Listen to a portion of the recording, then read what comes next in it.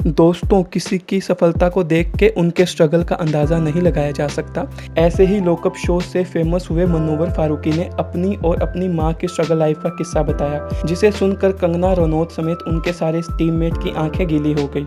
उन्होंने बताया कि वो किस हालत से गुजरे हैं और उनकी मां ने उनके लिए क्या कुछ किया है। तो आइए देखते हैं उस वीडियो की छोटी सी झलक, जिसमें उन्होंने अपनी मां के स्ट्रगल लाइफ के बारे में बताया है। 7 जनवरी बहुत ठंड होती है हमारे गांव में।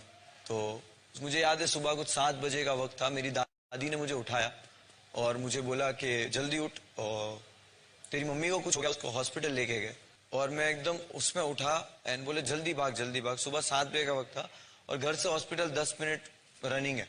तो 10 मिनट तक मैं भाग के हॉस्पिटल पहुंचा। मैं जैसे ही हॉस्पिटल पहुंचा तो इमरजेंसी वार्ड से मॉम को बाहर लेके आ रहे थे एंड शी वॉज स्क्रीमिंग। अपने पेट पर हाथ रखा हुआ था और शी वॉज स्क्रीमिंग। तो उतने में मेरी बड़ी अम्मी जो थे उन्होंने मुझे साइड में ले जाके बोला कि तेरी मॉम ने एसिड पी लिया है।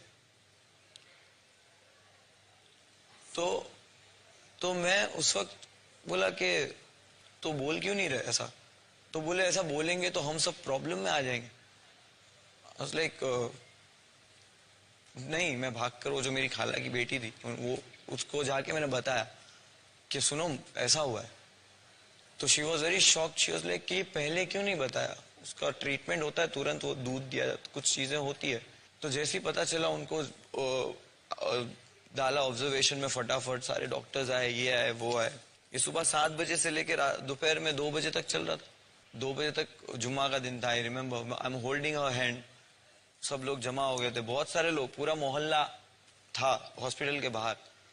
बट मुझे पता नहीं था कि क्या होने वाला है। आई वॉज वेरी ओके कि अभी हो जाएंगे ठीक, अभी ठीक हो जाएंगे वो। तो एक मूवमेंट आया जिसमें डॉक्टर ने आपस में बात करी। मैं देख रहा था उनको और उन्होंने बोला कि तू हाथ छोड़ दे। तो मैं बोला हाथ क्यों छोड़ू। तो बोले हाथ छोड़ दे। मेरे को जबरदस्ती हाथ छुड़वाया। तब मुझे पता चला कि उनकी डेथ हो गई है। मुझे वहां से लेकर निकाला। आज भी मुझे ऐसा लगता है कि अगर मैं जाग रहा होता या उस दिन जब मैं रोज मेरी अम्मी के पास सोता था, उस रात में जस्ट बिकॉज मोहर्रम थी और कुछ फेस्टिवल टाइप था, तो मैं नीचे दादी के पास सो गया था। तो अगर मैं वहां होता और जल्दी पहुंचता तो वो चीज बच सकती थी। द सेम टाइम मैंने रियलाइज किया कि डॉक्टर पोस्टमार्टम में बोले कि इस औरत ने 7-8 दिन से खाना नहीं खाया और ये उनके पेट में कुछ नहीं है, उनका पूरा सब बॉडी का सिस्टम बहुत बुरे लेवल पे है। तब जाके सब चीजें रियलाइज हो रही थी कि एक 22 साल का एक मैरिज लाइफ उनका बिल्कुल खुश नहीं था। पूरी लाइफ, पूरा बचपन मैंने अपनी माँ को मार खाते हुए देखा। तो आई रिमेम्बर वो चक्री बनाना मेरे को इसके लिए आता है क्योंकि मैं बनाता था। पापड़ बनाते थे, वो हम बेचने जाते थे। तो ये मॉम करती थी और डैड का लाइफ एकदम अलग ही था। डैड दादी सबका अलग था।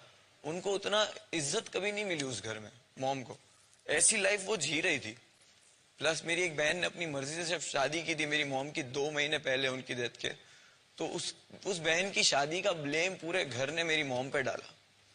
और वो ईयर 2007 मेरी फैमिली के लिए इतना बुरा था कि घर के बर्तन बेच के खाना आ रहा था।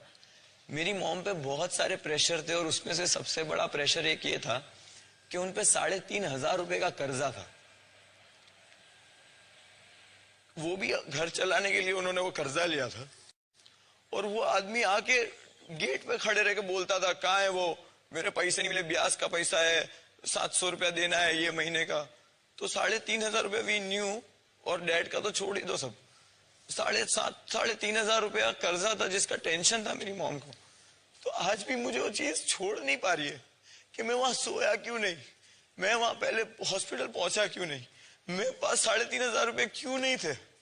आज अगर मैं आज इतना पैसा कमा रहा हूं या कहीं से भी पैसा आ रहा है, उस पैसे का क्या फायदा कि वो जब इस्तेमाल ही मेरे को नहीं आ रहा।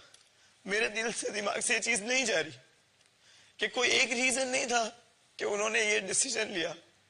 पूरा मोहल्ला हॉस्पिटल के बाहर इसलिए खड़ा था क्योंकि जब कोई बीमार भी होता था तो मेरी अम्मी फ्रूट लेके उनके घर जाती थी। वो सोचते थे कि ये क्यों आई फ्रूट लेके।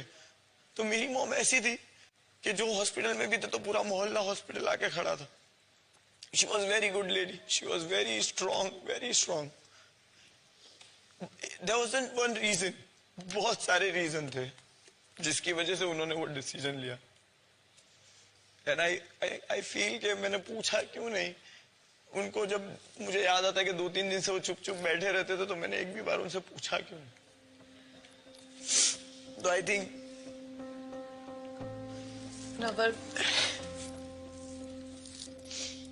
मुझे किसी की माँ की आवाज सुनता हूँ या किसी को मैं रोता हुआ देखता हूँ, किसी औरत को, मेरे को मेरी माँ की याद आती है। The reason I don't like fighting, the reason I don't want to fight with anyone, मेरा पूरा बचपन झगड़े देखते हुए गुजरा है। मुझे नहीं चिल्लाना। सच में दोस्तों, ये देखकर मेरी खुद की आंखें गीली हो गई कि एक माँ अपने परिवार के लिए क्या कुछ कर सकती है। तो आपकी क्या राय है इसके बारे में, वो आप मुझे कमेंट करके बता सकते हैं।